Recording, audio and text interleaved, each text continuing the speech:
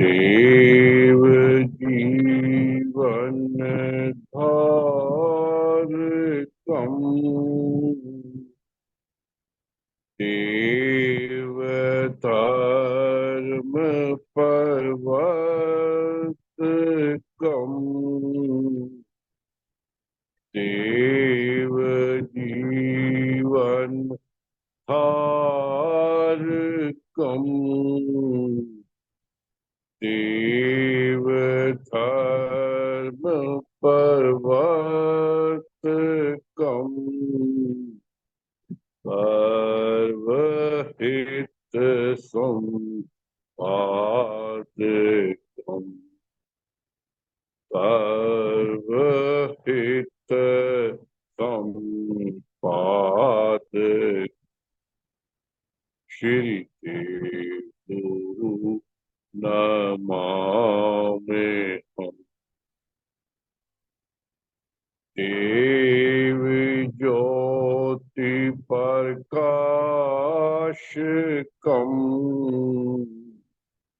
आत्म रूप प्रदर्शकम,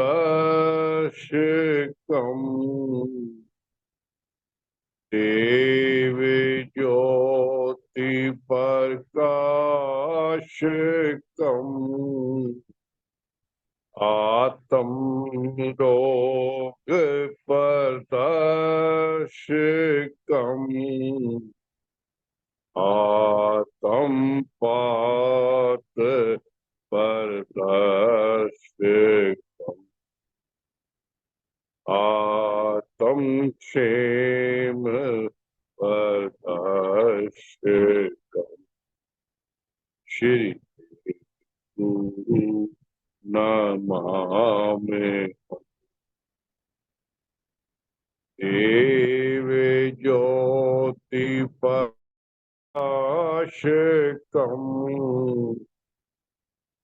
आत्म बोध प्रबोधकम,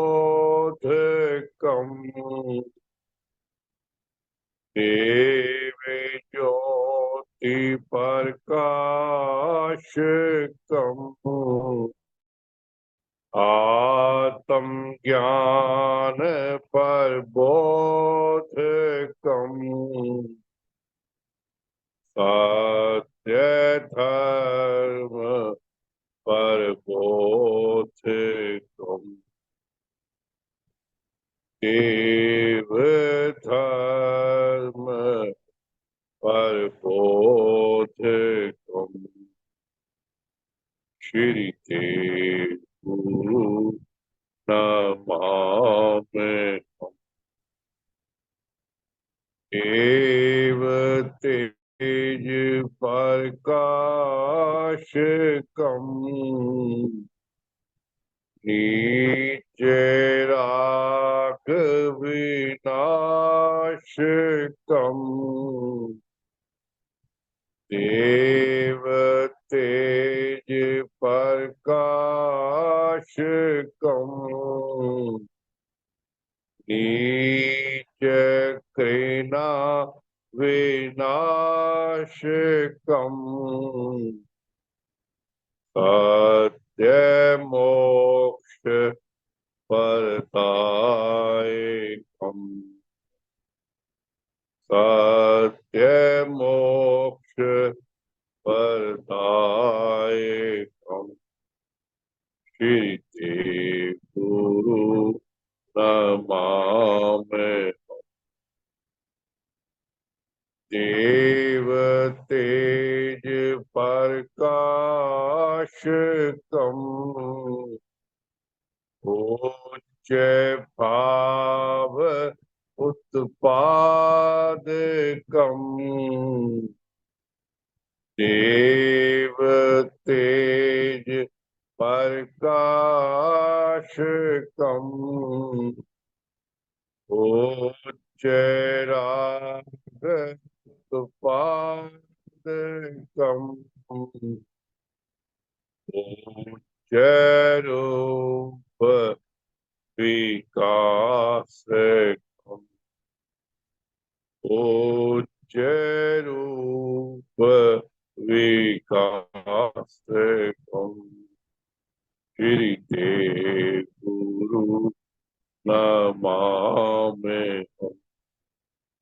श्री देव गुरु नमामि। हे देव गुरु भगवान, आप देव जीवनधारी हैं। आप सत्य अर्थात देव धर्म के प्रवर्तक हैं। आप सकल हितों के संपादक हैं। हम आपको नमन करते हैं। हे देव गुरु भगवान, आप देव ज्योति के प्रकाशक हैं। आप अपनी देव ज्योति के द्वारा मनुष्य आत्मा के अंधकार को दूर करके उसे उसकी आत्मिक उसके रोगों, उसके पतन और उसकी कुशल को दिखाते हैं और इस प्रकार उसमें आत्मबोध व आत्मज्ञान उत्पन्न करके उसे सत्य धर्म व देव धर्म का बोध प्रदान करते हैं। हम आपको नमन करते हैं। हे देव गुरु भगवान, आप देव तेज के प्रकाशक हैं। आप अपने देव तेज के द्वारा मनुष्य आत्मा के नीच अनुरागों और उसकी नीच घृणाओं को नष्ट करते हैं। इसलिए आप मनुष्य आत्मा के सत्य मोक्ष दाता हैं। हम आपको नमन करते हैं। हे देव गुरु भगवान, आप देव तेज के प्रकाशक हैं। आप अपने देव तेज के द्वारा मनुष्य आत्मा में उच्च भावों और उच्च अनुरागों को उत्पन्न करते हैं और उसमें उच्च रूप व उच्च जीवन का विकास करते हैं। हम आपको नमन करते हैं। शुभ हो, शुभ हो, सबका शुभ। बहुत बहुत धन्यवाद श्रीमान जी, बहुत बहुत धन्यवाद। बहुत बहुत सम्मान के योग प्यारे धर्म साथियों, आज 12 मई सन 2024 रविवार का दिन है। भगवान देवात्मा की अद्वितीय शिक्षा के अनुसार और उनके द्वारा स्थापित व्यवस्था के अनुसार रविवार का दिन पूजा का साधन का दिन रखा गया है। श्रद्धेय श्रीमान देव सिंह जी ने जो अपना पूरे सप्ताह का शेड्यूल बनाया हुआ था, उसके अनुसार पहले 2 दिन पुण्य भगवान के प्रति श्रद्धा भाव को बढ़ाने के साधन, मंगल को, बुध और वीर को कृतज्ञता बढ़ाने के साधन और शुक्र और शनि को प्रशोध विषयक साधन। पूरा सप्ताह ऐसे कोर्स में से गुजरकर मनुष्य भगवान देवात्मा की पूजा करने का, सच्ची पूजा करने का, जीवंत पूजा करने का अधिकारी बन सकता है। तो ऐसी सुंदर, ऐसी भव्य व्यवस्था दी भगवान देवात्मा हमें सदगुरु के रूप में प्राप्त हुए। पूर्णी भगवान की हर बात लाजवाब, यूनिक। भगवान ने जो शिक्षा, धर्म की शिक्षा खोजी, उसका आधार नेचर है। अगर नेचर नहीं है तो कुछ भी नहीं है। और नेचर के विश्वव्यापी अटल नियम है, उसकी विश्वव्यापी विकास विषयक व्यवस्था है। पुण्य भगवान की शिक्षा में, धर्म की शिक्षा में उन्होंने जितनी बातें कही, जितने ग्रंथ लिखे, जितने भजन लिखे, जितनी हितकर बातचीत की, यदि हम एक सूत्री कार्यक्रम उसमें देखा जाए तो उसमें हर बात में पुण्यवान ने हमारे आत्म कल्याण की ओर संकेत किया है। उधर हमारा ध्यान खींचा है। जितने भजन लिखे, जितने लेख उपदेश दिए, जितने ग्रंथ लिखे, जैसी व्यवस्था बनाई, जैसे 16 संबंधों की शिक्षा दी, बहुत शानदार, बहुत यूनिक।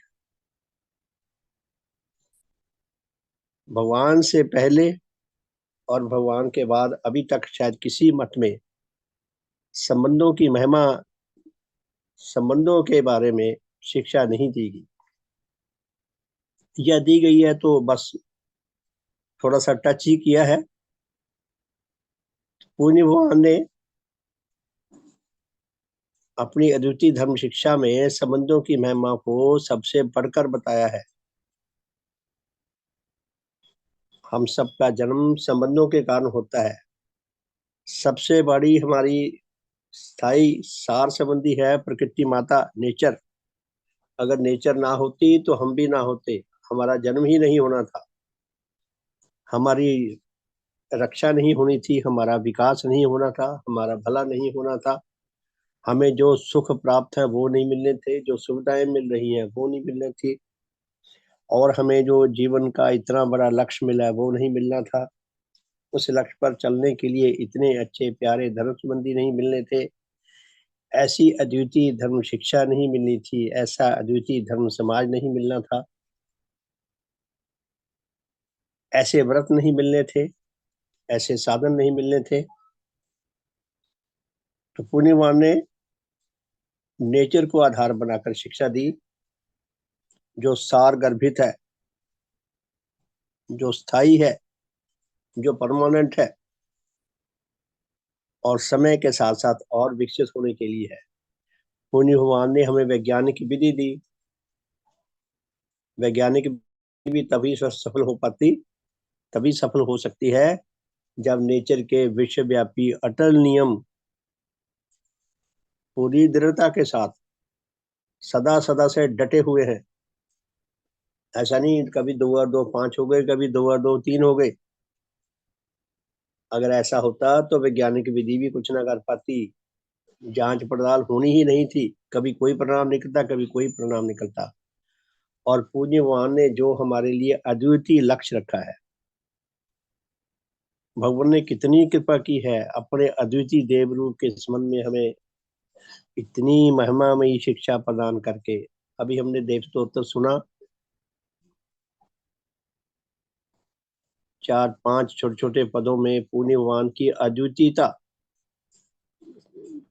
कितनी शानदार भव्य तरीके से झलकती है कि भगवान का देव रूप कैसा है, वो कैसी शक्तियों से सुसज्जित हैं, वो कैसा जीवन का लक्ष्य रखते हैं। भगवान देवात्मा में जो अद्वितीय ज्योति पैदा हुई, उनसे पहले ये ज्योति किसी और में पैदा नहीं हुई। ऐसी सूझबूझ, ऐसा विवेक किसी और में पैदा नहीं हुआ। अगर हुआ होता तो कहीं ना कहीं उनका हमारे तथाकथित धर्म ग्रंथों में और साहित्य में कहीं ना कहीं उसका उल्लेख मिलता। तो पुण्यवान को उस देव ज्योति में खुद क्या दिखाई दिया, और अपने अनुगतों को, अपने शिष्यों को, पूरी दुनिया को वो क्या दर्शन देना चाहते हैं। साइंटिफिक, टेस्टेड, एस्टेब्लिश दर्शन, भगवान की शिक्षा दर्शन भी है और अद्वितीय देव अमृत भी है हमारे लिए। वो शिक्षा प्रदान की जो 100% विश्वसनीय है, समय के साथ साथ और सुंदर होने वाले के लिए है और निखरने के लिए है। तो पुण्यवान ने संबंधों की शिक्षा दी। संबंध तत्व की महिमा का अभी हमने एक गीत भी सुना, संबंधों की महिमा देखो, संबंधों की महिमा गाओ। और मत मतांतरों में तो यहाँ तक कहा गया है कि मनुष्य सारी आयु जितने भी नीच चिंताएं करता है, नीच गतियां करता है, पाप कर्म करता है, वो संबंधों में की विवशता के कारण करता है। ना संबंध होते तो ना वह ऐसा कुछ करता। इसलिए उन्होंने संबंधों को छोड़ देने की, त्याग देने की, अपने उत्तरदायित्वों से भाग जाने की शिक्षा दी है। लेकिन परम पुण्य भगवान देव देवात्मा ने जो आध्यात्मिक दृष्टि से संबंधों का रूप दिखाया है कि संबंध जो है, इन्हीं संबंधों के कारण हमारा जन्म होता है और इन्हीं संबंधों के कारण हमारी पग पग पर रक्षा होती है, हमारा भला होता है, हमारा विकास होता है। आप देखिए, हमारे भारत में देखें, लाखों मंदिर होंगे, लाखों पूजा स्थल होंगे, जो सुबह सुबह और रविवार के दिन तो विशेष रूप से लगभग कितने ही मत मतांतर अपने पूजा का विशेष दिन रखते हैं। तो करोड़ों लोग सभा साधनों में पूजा पाठ में लगे हुए हैं। अगर बॉर्डर पे हमारी सेना डट के खड़ी हुई है, भारत इतना शक्तिशाली हो गया है, भारत ने इतने शानदार, इतने भव्य, इतने शक्तिशाली हथियार, अस्त्र इतने शक्तिशाली सृजित कर लिए हैं, इकट्ठे कर लिए हैं कि दुश्मन की हिम्मत नहीं पड़ती हमारे देश की ओर झांकने की। तभी हम शांति से बैठ के पूजा पाठ कर रहे हैं। तो संबंध हमारे लिए कितने सुंदर है, कितने महत्वपूर्ण है। हम सब अलग अलग विषयों को लेकर अलग अलग ग्रुपों में, अलग अलग श्रेणियों में बटे हुए हैं। हर श्रेणी की अपनी एक ब्यूटी है, हर वर्ग का अपना अपना एक सौंदर्य है। तो पुण्य भगवान ने सारी नेचर को 16 संबंधों में बांटकर हमें उनकी शिक्षा दी, पूरी नेचर की। और भगवान ने बताया कि ये 16 संबंधों की जो महिमा है, उसको जानो, उसको समझो, उसको जियो, बुद्धि से अच्छी तरह समझो, हृदय से पसंद करो शिक्षा को, और उसको प्रत्येक श्वास में जियो, आयु पर्यंत जियो। ऐसा करने से हमें हित प्रशोध करने का अवसर भी मिलता है, हानि प्रशोध करने का अवसर भी मिलता है,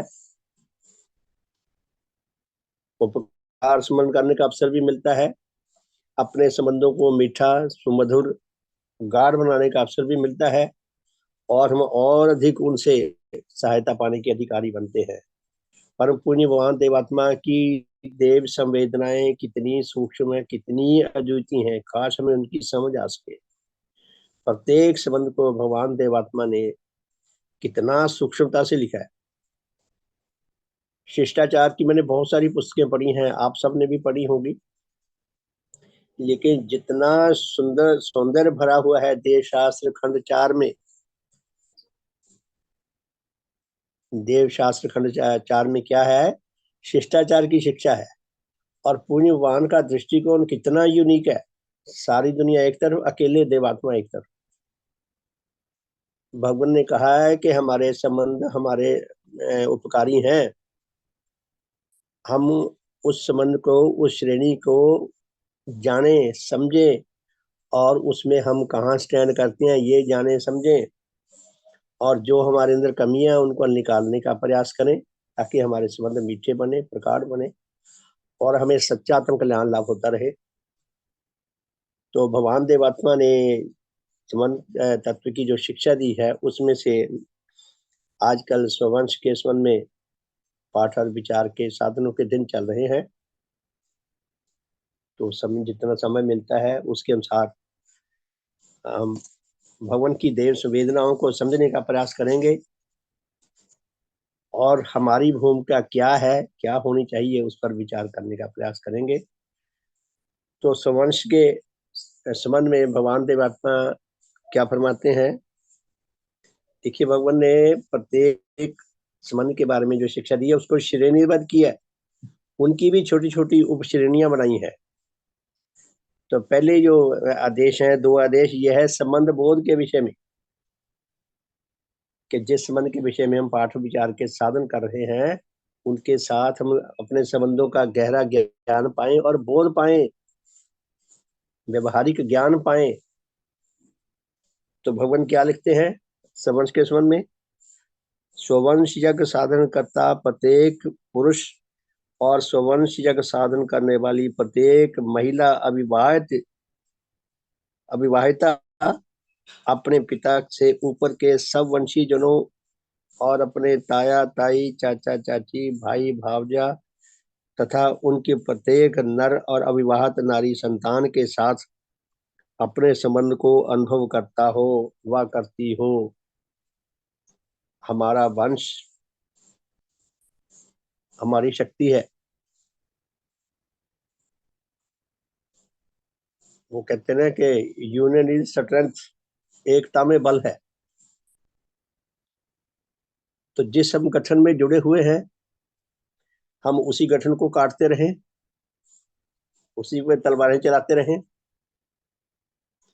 वो प्लेयर को देखा ना, जो टीम में गेम में खेलते हैं, अगर प्लेयर अपने ही साथी पे खिलाड़ियों के सिर फोड़ने लग जाए, हॉकी मार मार के, बैट मार मार के, तो टीम कहाँ से जीतेगी? खुद भी पराजित होंगे, टीम भी पराजित होगी। वही तो फिल्म आई थी चक दे इंडिया, आपने देखी होगी। हॉकी के ऊपर फिल्म बनी हुई है, बहुत शानदार है, बहुत ही प्रेरणादायक फिल्म है। तो उसमें बताया है कि लड़कियों का मैच चलते चलते चलते चलते फाइनल तक पहुंच जाता है विदेशी टीम के साथ।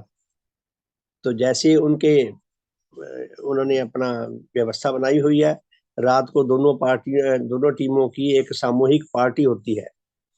कभी कल तो फिर फाइनल मैच होना है, उसके बाद अपने अपने देश चले जाएंगे। तब सामूहिक पार्टी में जो भारतीय टीम का कोच होता है, वो पार्टी चलते चलते दो लड़कियों को बाहर बुलाता है कि मुझे आपसे कुछ बात करनी है। बाहर ले जाता है, बाहर पूछा जाता है उससे कि आपको पता है कल फाइनल है? तो लड़कियां कहती हाँ जी पता है। तो उसने कोच ने कहा आपको पता है कल की जो टीम होगी ना, विरोधी टीम, उसमें 13 खिलाड़ी होंगे और हमारी टीम में 9 खिलाड़ी खेलेंगे। लड़कियां बड़ी हैरान होती है, 11-11 की टीम होती है, ये तो 9 उधर 13, ये क्या बात? वो फिर उनको धीरे धीरे उदाहरण देकर समझाता है, कहता है देखो तुम जो गेम खेलती हो दोनों लड़कियां, मैंने बारीकी से तुम्हारी हरकतों को नोट किया है।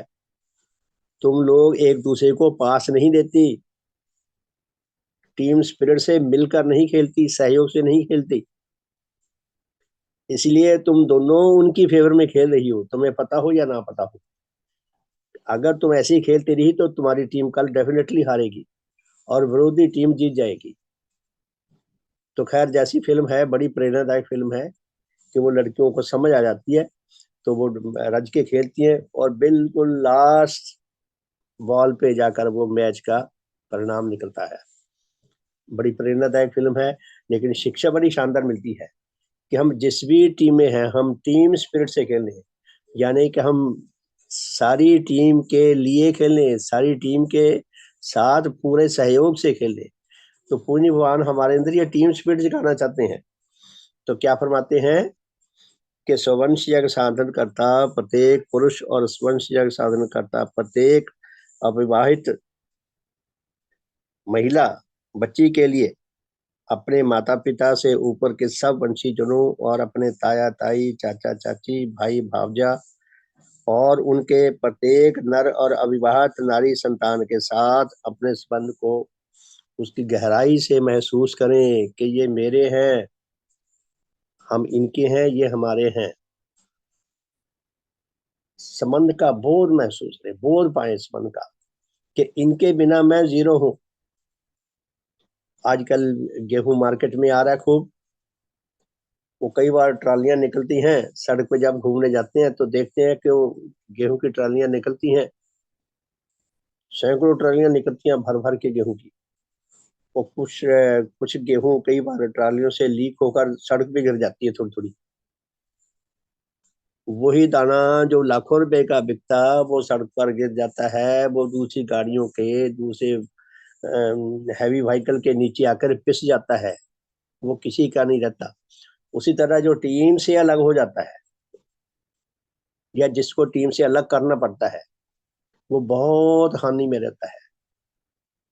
तो पूरी भगवान क्या फरमाते हैं कि गहराई से संबंध का बोध पाए, गहराई से उनके साथ संबंध महसूस करें। स्ववंश यज्ञ साधन करने वाली प्रत्येक विवाहिता नारी अपने पति के पिता और उनके ऊपर के सब वंशीजनों और अपने पति के ताया ताई, चाचा चाची, भाई भावजा और उनकी प्रत्येक नर और अविवाहित नारी के साथ अपने संबंध को अनुभव करती हो। विवाहित जब लेडीज की शादी हो जाती है तो उनका वंश बदल जाता है। ऐसा नहीं है कि वो जिस घर में जन्मी है उनकी जो नेचुरल माता पिता वो नहीं रहते, नेचुरल तो वही रहते हैं, लेकिन एक विवाह पद्धति के द्वारा जब लड़की वाले और लड़के वाले आपस में मिलकर एक व्यवस्था बनाकर दोनों की शादी कर देते हैं, उसको दूसरे वंश में जाना वो स्वीकार कर लेती है, तो फिर वो दूसरे वंश के साथ मिलकर टीम स्पिरिट से उनके साथ रहे। अक्सर होता क्या है, जो लड़कियां विवाहित जो विवाहित लड़कियां मायके के साथ अधिक बंधी रहे वो अपने ससुराल में सेटल नहीं हो पाती, लड़ाई झगड़े कलह कलेशी होते रहते हैं। जब एक टीम में माता पिता ने दे दिया आपको, तो उसका जो आपकी भूमिका है, जो आपका कर्तव्य है अपनी टीम के प्रति, उसको 100% ईमानदारी से उच्च भावों से उसको वो अपने जीवन में उतारे। अवगति के संबंध में विज्ञान पाने के लिए स्ववंशीय साधनकर्ता के लिए आवश्यक है कि वह अपने वंश और वंशी जनों के विषय में मोटी मोटी बातों के भिन्न अपने वंश की शिक्षा, प्रथा, रीति और उसके आचार और व्यवहार आदि के विषय में जहां तक संभव हो सच्ची अवगति लाभ करे कि जिस वंश में आगे, जिस टीम में आगे, उस टीम की जीवन शैली क्या है, उस टीम के आचार व्यवहार क्या हैं, उनके रस्म रिवाज क्या हैं, उनके शौक क्या हैं, उनको कौन कौन सी चीजें पसंद है, कौन कौन सी बातें नापसंद है, जहां तक संभव हो उनका ज्ञान पाए और उसके अनुसार हमारे लिए धर्म मूलक आचरण क्या होना चाहिए उसको निर्धारित करें और धर्म मूलक आचरण से उस वंश में जीवन व्यतीत करें।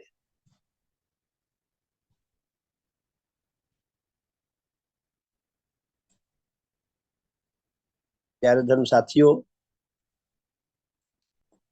हमने तीन आदेश पढ़े, तीनों आदेशों में हमारे आत्म कल्याण निहित है, छुपा हुआ है कि अपना आत्म कल्याण, सम्मान भाव स्ववंश यज्ञ साधनकर्ता के लिए आवश्यक है कि उसके वंश के जिन जिन जनों ने अपने अपने आत्मा में किसी प्रकार के विशेष सद्गुणों की वर्तमानता का परिचय दिया हो, वह अपने किसी विशेष परोपकार विषय कर्म के द्वारा अपने वंश के गौरव को बढ़ाया हो, उन्हें जाने और उनके प्रति अपने हृदय में सम्मान का भाव अनुभव करें। हमारे वंश में कोई ऐसा व्यक्ति पैदा हुआ हो जिसे कुछ विशेष कार्य किया हो, बहुत महान कार्य किया हो, हमें उसकी जानकारी होनी चाहिए, उसकी महिमा हमें हमारे सामने होनी चाहिए। ये 15 अगस्त को मैं अक्सर संदेश डालता हूँ कि मुझे गर्व है कि मैं उस देश में रहता हूँ जो जो देवात्मा का देश है। आम लोगों को तो क्या समझानी थी, हमारे धर्म संबंधियों से भी मुझे अफसोस है इस बात का कि किसी ने उसके ऊपर रिमार्क्स नहीं दिए। भी कैसा लगा, सुखदेव जी ने इंग्लैंड से उन्होंने रिमार्क्स दिए। भगवान देवात्मा धर्म की दृष्टि से हमारे वंशीज हैं, हमारा ग्रुप है, हमारी टीम है, उस टीम के मुखिया हैं, वो फॉर एवर धर्म जगत के देव सूर्य हैं। उसी तरह हमारे पारिवारिक, हमारे वंशी जनों में कोई विशेष व्यक्ति ऐसा हो जिसने कुछ विशेषता लाभ की हो अपने जीवन में, उसका हमें ज्ञान रखना चाहिए, बोध रखना चाहिए, उसकी महिमा हमें महसूस होनी चाहिए, उस पर हमें गर्व होना चाहिए। ऐसा करने से हमारा अपने वंश के साथ हमारी निकटता बढ़ती है, हमारे संबंध मीठे बनते हैं, प्रगाढ़ बनते हैं।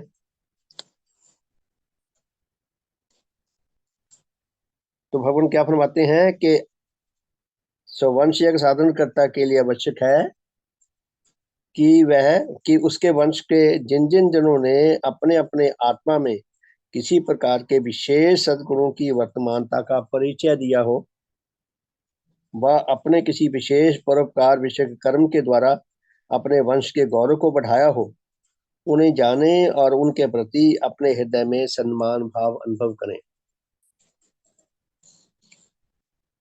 अनुभव क्या होता है? लड़ाई झगड़े होते हैं, ये वंशी वंशी हमारे ये टीम का काम है, ऐसी टीम है, ये सारे सब एक दूसरे का सिर फोड़ते हैं। घरों में लड़ाइयाँ, वंश में लड़ाइयाँ, अड़ोस पड़ोस में लड़ाई, सब जगह लड़ाई झगड़ा। तो उससे फिर आत्मा का विनाश, परिणाम भी फिर सामने है। कृतज्ञ भाव स्ववंश यज्ञ साधनकर्ता के लिए आवश्यक है कि वह अपने वंश के ऐसे जनों के प्रति अपने हृदय में कृतज्ञ भाव अनुभव करे कि जिनके द्वारा उसका अपना कोई विशेष हित हुआ हो। कि हमारे वंश में अगर किसी संबंधी ने कुछ ऐसा ऐसा कोई कार्य किया है, हमारे लिए हितकर कार्य किया है, जिससे हमारा बहुत हित हुआ है, तो अपने आप को गहरे कृतज्ञ भाव से लदा हुआ महसूस करे।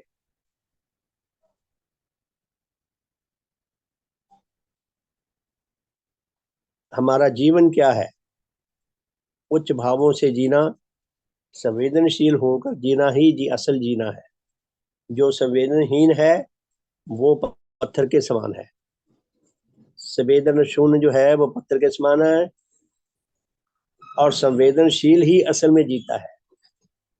प्रकृति माता ने हमें जन्म दिया है, हमें जीवित इंसान बनाया है, तो हम अपने जीने को सार्थक करें।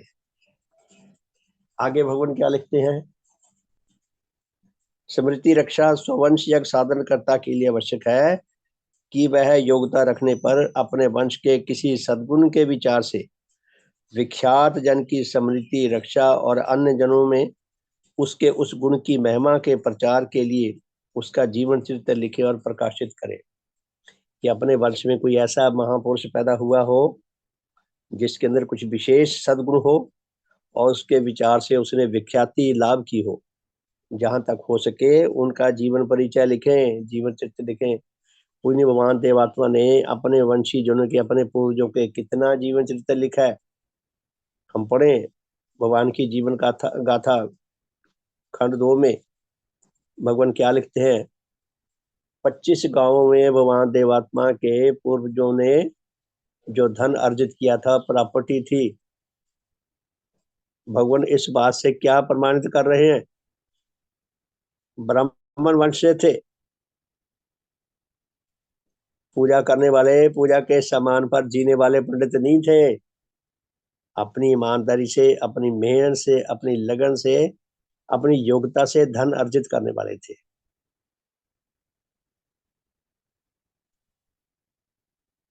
25 गांव में जमीन, प्रॉपर्टी। हम अनुमान लगाए कि भगवान इसके माध्यम से ये नहीं बताना चाहते कि देखो हमारे पास इतनी जमीन है, इतनी दौलत है। दुनिया तो अहंकार में भर के अपनी दिखावा करती है। भगवान ये बताना चाहते हैं कि उनके पूर्वजों ने प्रोहताई करके हराम का माल नहीं खाया। अपनी मेहनत से, अपनी लगन से उन्होंने मेहनत करके, धन अर्जित करके निर्वाह किया है, और अपने अपनी योग्यता के अनुसार धर्म को जिया है, सहयोग भी दिया है पूरी दुनिया को। और अपने श्रद्धेय दादाजी, श्रद्धेय दादी जी, माता जी, पिताजी, कितनों का जीवन चित्र लिखा है। और भगवान ने जो अपने पूर्वजों में गुण लिखे, वो सारे के सारे गुण भगवान के अंदर दिखते हैं। उन्होंने उनको जिंदा कर दिया अपने जीवन से। स्ववंशीय साधनकर्ता के लिए आवश्यक है कि उसके वंश के जिस किसी संबंधी की उचित रूप से स्मृति रक्षा की आवश्यकता हो, उसके लिए वह जब और जो कुछ सहाय व सेवा कर सकता हो, वह सहाय और सेवा करे। कि ऐसे अपने महान पूर्वज की, उसकी स्मृति रक्षा के लिए कुछ ना कुछ अपनी ओर से सहयोग करे। खुद कर सकता हो तो करे, या दूसरों के साथ मिलकर किसी सहयोग में सहयोगी बने। स्मृति रक्षा होनी चाहिए महापुरुषों की। साधारण सहाय, सेवा और दान। भगवान लिखते हैं कि स्ववंश यज्ञ साधनकर्ता के लिए आवश्यक है कि वह सामर्थ्य रखने पर अपने वंश के किसी अनाथ लड़के व लड़की को अपने घर में आश्रय दे। कई बार ऐसा होता है, वंशी जनों में कोई ऐसा होता है परिवार, माता पिता नहीं रहते, बच्चों का कोई सहायक नहीं रहता, तो जहां तक हो सके अपनी सामर्थ्य के अनुसार अपने वंशी जनों के किसी बच्चे को उसको सहायता के लिए अपने घर में आश्रय दे। अपने वंशी जनों से, अपने अन्य संबंधियों से जो हमें सहायता मिली है, जो उपकार मिले हैं, जिनके कृपा के कारण हम खड़े हुए हैं, तो बदले में हमारा भी ये कर्तव्य बनता है कि हम भी अपनी ओर से सहयोग दें। ये एक तरह का हित परिशोध भी है।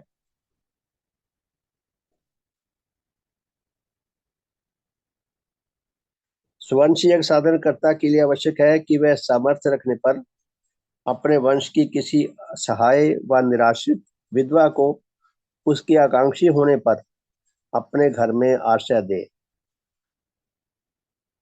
पहले तो विवाह शादी बचपन में हो जाती थी और बीमारियां भी बहुत होती थी, मेडिकल साइंस भी इतनी अच्छी नहीं थी, तो विधवाएं अक्सर विधवाएं मिलती थी।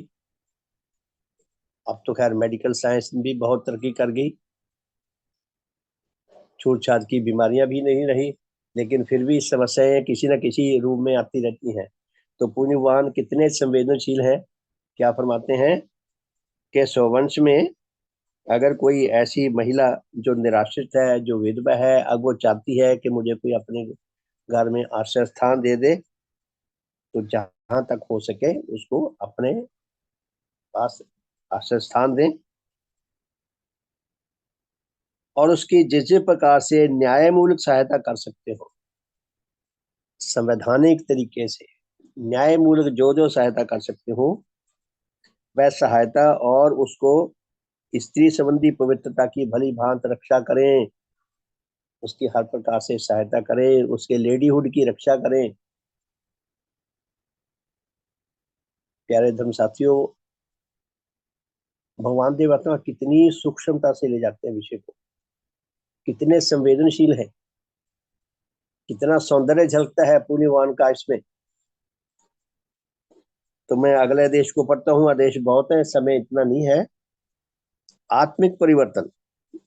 भगवान क्या फरमाते हैं, स्ववंश यज्ञ साधनकर्ता के लिए आवश्यक है कि वह अपने वंशी जनों में से जिन जिन जनों तक देवात्मा के देव प्रभावों को पहुंचाकर उनके आत्माओं के मोक्ष और विकास के पथ में जहां तक सहायक व सेवक बन सकता हो, वहां तक सहायक व सेवाकारी बने। कितनी मूल्यवान शिक्षा, कितना मूल्यवान आदेश कि अपने स्ववंशी जनों में भी जिस जिस को जो जो अधिकारी लगे, जिस जिस तक आप भगवान देवात्मा की शिक्षा पहुंचा सकते हैं, उनके भले के मार्ग को प्रशस्त करने में सहायक हो सकते हैं, तो उनके लिए ऐसा प्रयास करें कि उसकी आत्मा का भला हो सके, उसका सच्चा आत्म कल्याण हो सके। मंगल कामना। स्ववंश यज्ञ साधनकर्ता के लिए आवश्यक है कि वह शुभ कामना विशेष सात्विक भाव रखने पर अपने वंशी जनों में देवात्मा के देव प्रभावों के पहुंचाने के द्वारा सत्य मोक्ष और विकास विषयक आत्मिक परिवर्तन के उत्पन्न और उन्नत और उसके भिन्न किसी और विशेष अभाव के दूर करने के निमित्त मंगल कामना करे। सुवंशी जनों के लिए मंगल कामनाएं भी करे। अगर किसी के अंदर कोई कमी है तो उसके लिए मंगल कामना करें कि इसकी ये कमी दूर हो, ये आत्म कल्याण के मार्ग पर अधिक से अधिक आगे बढ़ सके, इसका अधिक से अधिक भला हो। तो पुण्य भगवान हमारे ऊपर कितनी कृपा कर रहे हैं, भगवान हमारी ओवरहालिंग कर रहे हैं कि हमारी अपनी ओवरहालिंग हो जाए, हम सत्य और शुभ के मार्ग पर चलकर सच्चा आत्म कल्याण लाभ कर सके और हम सबके लिए हितकर जीव बन सके। तो प्यारे धर्म साथियों, हमारा कितना बड़ा सौभाग्य है कि हमें ऐसी अद्वितीय शिक्षा मिली है। तो एक दो आदेश पढ़ेंगे। वर्जित कर्म में भगवान क्या फरमाते हैं, धर्म क्या है, कर्तव्य कर्मों का पालन करना, वर्जित कर्मों से बचे रहना। हमारे जितने भी भला है, शुभ है, हमारा जो भी कल्याण है, वो कर्तव्य कर्मों के माध्यम से ही हम तक पहुंचेगा। तो वर्जित कर्मों में पूज्य भगवान क्या फरमाते हैं? स्ववंश यज्ञ साधन कर्ता के लिए आवश्यक है कि वह अपने वंशीजनों का पक्षपाती बनकर उनके व उनमें से किसी किसी भी जन के लाभ के लिए किसी अन्य वंश व समाज व राज्य व देश या अन्य जनों के उचित लाभ को अपनी किसी क्रिया के द्वारा कोई हानि ना पहुंचाए। दुनिया में क्या हो रहा है?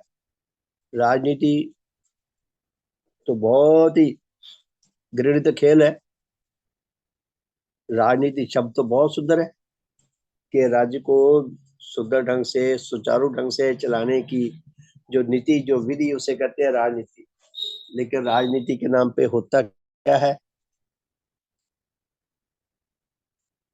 हमारे देश में देख ले, किसी देश में देख ले, आपाधापी पड़ी हुई है, लूट मार पड़ी हुई है। अधिकतर राजनेता नालायक, अनैतिक, अयोग्य, भ्रष्टाचारी ऐसे मिलते हैं, और फिर देश जो है वो गड्ढे में जा गिरता है। हमारे पड़ोसी देश को देख ले, कहाँ पहुंच गया, किस उद्देश्य को लेकर बना था और कहाँ पहुंच गया। ये कितनी बड़ी नीच जीवन की कितनी बड़ी फेल्योर है। नीच जीवन जो है वो ये परिणाम पैदा करता है। पुण्य भगवान हमारे अंदर उच्च जीवन पैदा करना चाहते हैं, ताकि हमारे भले का, हमारे सच्चे भले का, आत्म कल्याण का मार्ग प्रशस्त हो और हम सबके लिए हितकर जीव बन सकें। हम सबका शुभ हो, सबका भला हो, सबका मंगल हो, सबका कल्याण हो। भगवान देवात्मा की देव संवेदनाओं को हम गहराई से महसूस कर सकें, मैं महसूस कर सकूं, आप सब महसूस कर सकें। सबका भला हो, सबका शुभ हो। सुदेश बहन जी, देव आरती गाने की कृपा करें। धन्यवाद श्रीमान जी, शुभ हो।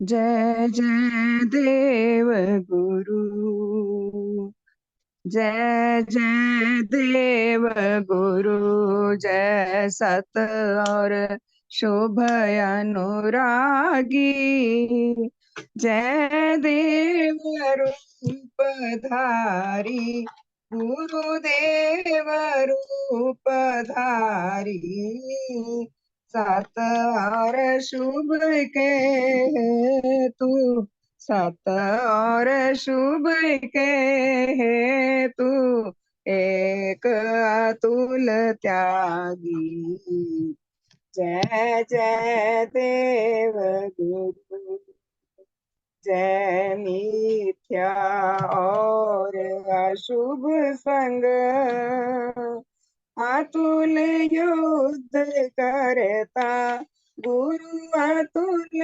युद्ध करता, उन्हें पराजित करके, उन्हें पराजित करके, सत्य की जय करता, शुभ की जय करता।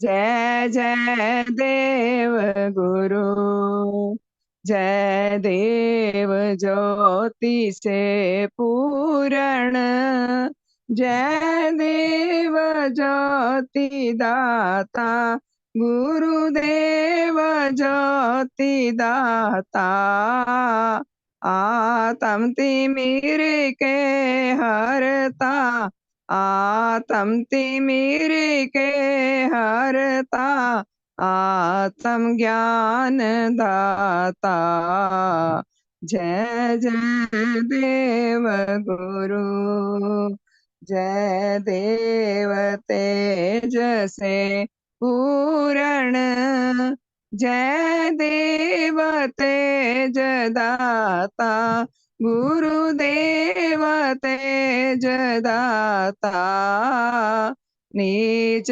गति के हरता, नीच गति के हरता, सत्य मोक्ष दाता, जय जय देव गुरु, जय देव तेज चारक। जय पाप मैल हरता, गुरु पाप मैल हरता। हृदय निर्मल करता, हृदय निर्मल करता, पवित्र रूप दाता।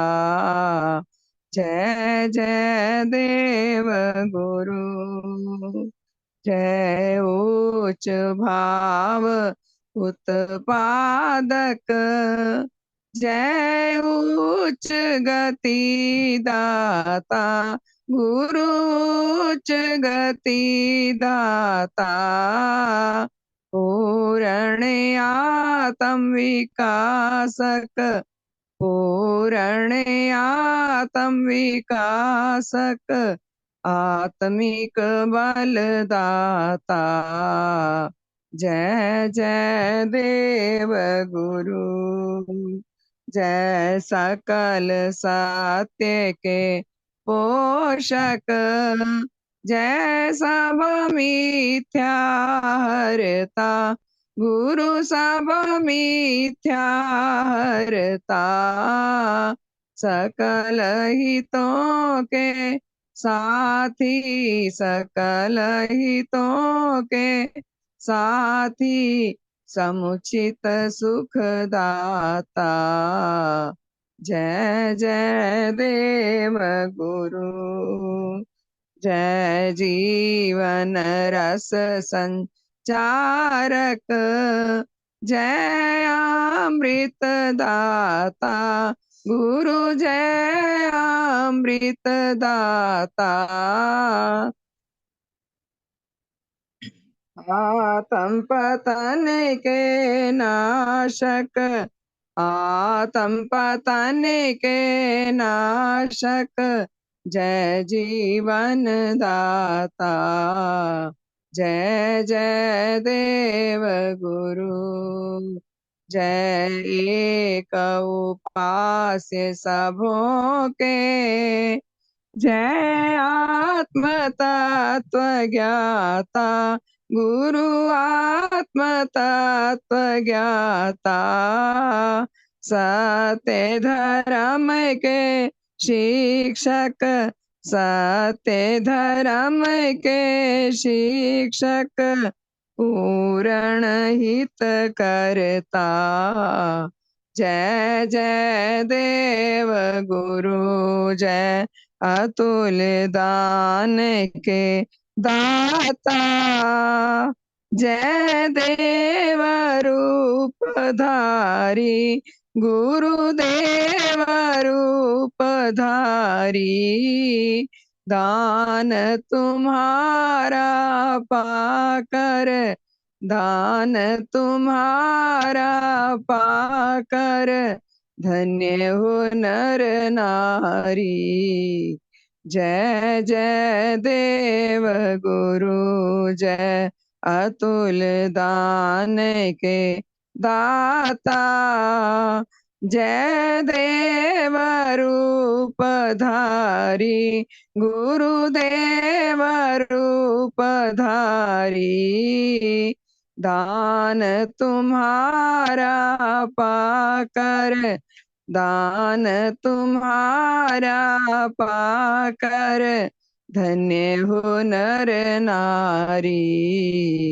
जय जय देव गुरु, जय जय देव गुरु, जय जय देव गुरु। भगवान देवात्मा की जय, भगवान देवात्मा की जय, भगवान देवात्मा की जय, भगवान देवात्मा की जय। सदैव की जय। सबका शुभ हो। भगवान